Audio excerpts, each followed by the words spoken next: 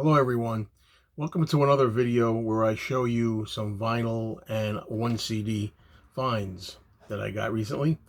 And in addition to showing you these, I want to talk about something.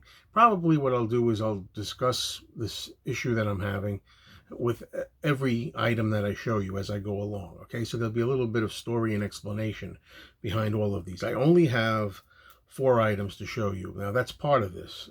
Part of what I'm trying to talk about here is that I don't know how long I'm going to be going on collecting non-Beatles vinyl and CDs. And more specifically, I think, if anything, CDs will come more to the fore and the vinyl of non-Beatles stuff will be less. There's a lot of reasons for that. It has to do with all kinds of stuff. Moving. I still intend to be moving out of here one day, and not really sure. I'm thinking anywhere from 2 to 4 years. Could be 2 years, could be 3. I don't know. 4 tops, maybe. Hopefully. So it's a lot of stuff to move, and you just keep buying more vinyl.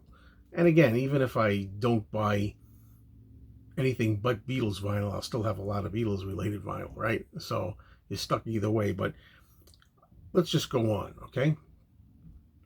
Of all these items that I'm showing you today, the first one is one that I actually wanted. I was looking for this for quite a while, and I wasn't able to find it anywhere. Well, today, on a Sunday, my girlfriend and I took a long trip. We were driving all around. We went to a shopping mall. Let me tell you, it's absolute insanity in the shopping malls. We're wearing masks. Everybody is like trying to avoid being near each other. It's crowds. It was terrible. And we didn't get what we actually went there for. We went there for something specific, and we couldn't find it. But one of the stores I stopped in, Newberry Comics of all places, did have this. This is the Monkees Live, but more specifically, the Mike and Mickey Show, which is just basically Mike Nesmith and Mickey Dolenz. And, you know, I'm a Monkees fan, and everybody who has had this CD or vinyl has said that this is really, really good. Now, I got a chance to listen to 9 of the tracks. There were 25 tracks on here. I listened to the first 9, listened to it in the car ride on the way home. And I thoroughly enjoyed this, as did my girlfriend. However, we do have to mention, of course, that let's be fair about it. The songs on here are really good songs. I love the songs. I've always loved hearing Mickey Dolenz's voice. Mickey Dolenz's voice is not the same as it was, let's be honest, and Mike Nesmith the same. I wouldn't say these songs are performed exceptionally well, but that doesn't mean they're not enjoyable all the same. But it's mostly a nostalgic kick, and if you like these songs, you grew up with this music, you'll enjoy it. Thankfully, it's in a jewel case, you know.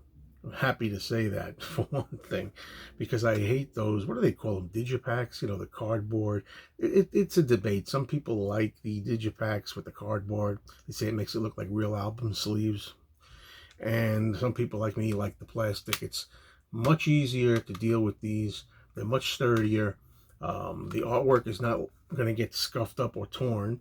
And if anything should happen to the plastic jewel case, you just go out and buy a replacement. And you take the booklet and everything, and you put the booklet in. I'm going to just show you the booklet. I know a lot of people have already seen this. For anybody who's interested, they can watch, otherwise you can skip. But some nice photos in there. Now, I will also say that I have no intention whatsoever of getting the vinyl LP for this.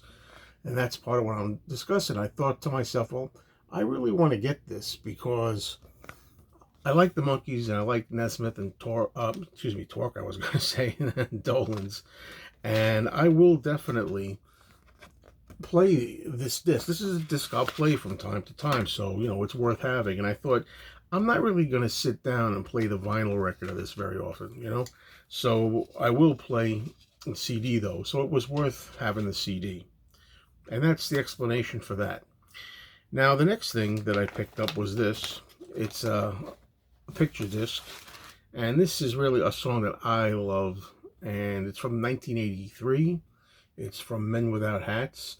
It's called The Safety Dance, and this is the short version. It's not the extended version, But this is one of those special cutout picture discs with the music on them. And look, when I think of 1983, when I think of the Safety Dance, I absolutely have nothing but happy, warm memories of socializing, going out to the clubs, dancing to this song and other songs from 1983 with my friends and girlfriends. We had a great time. It was a great time to be 21. Great time to go out and have a drink or two and do a dance, a safety dance or any other kind of dance.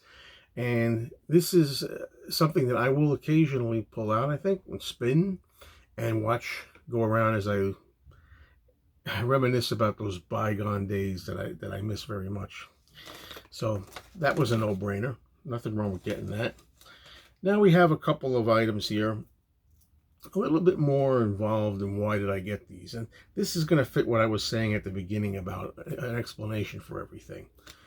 You know, I have trouble when I see a really nice condition vintage album like this one from the 1960s, The Seekers, Georgie Girl. I love that song, Georgie Girl. It's a favorite of mine. It's in the shrink wrap. It's on Capitol. It's in very good condition, the record. And it's very difficult, original inner sleeve, very difficult to let something like this pass by. And it's in really good shape, stereo version. So I love the song Georgie Girl. Do I know any of the songs on this album? No. And this is the problem. You know what? How many times are we going to go out there and buy records just because there's one song we like on them? You know, is the rest of the album going to be any good? I don't know. But this album was only $5 in this condition. So for $5, to me, it was worth getting this hit single. And maybe I'll play this rest of the album. And there's a version here, by the way, of Yesterday. They do Yesterday, the Lennon and McCartney version. What else? The song, the Red Rubber Ball, and some other stuff here. California Dreamin', a lot of Turn, Turn, Turn, a lot of covers on here. So should be easy to enjoy. But the question is, how many times am I going to listen to it? And that's becoming more and more of a factor. I almost didn't want it to buy it. I wanted to pass it up. And that happens a lot. Believe me, for every one of these records that I'm buying, there were at least 10 or 20 other ones that I passed up. Now, this is one I almost passed up. This is Bee Gees, Horizontal. I've never heard this album before. I know the song Massachusetts. That's about it. I think that's all I know off here, but maybe I know others that just don't realize it. But again, beautiful shape on the Atco label. And you know, a friend of mine, J.D. Thompson, is a big Bee Gees fan, and she is always trying to get me into the Bee Gees, and she's recommended some albums, and I've played them, and I've enjoyed them.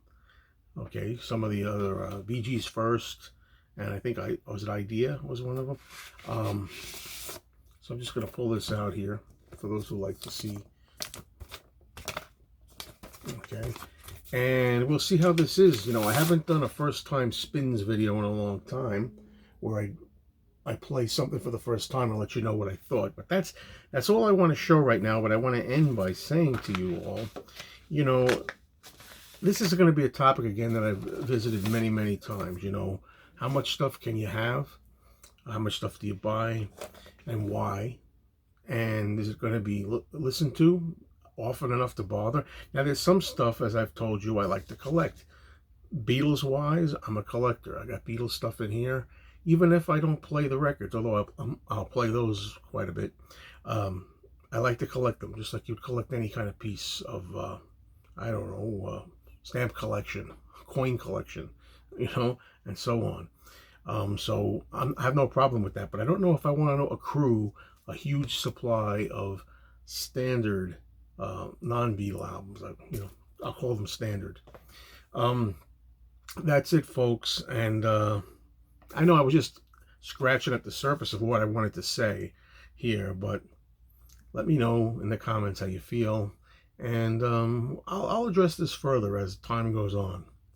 All right, thank you.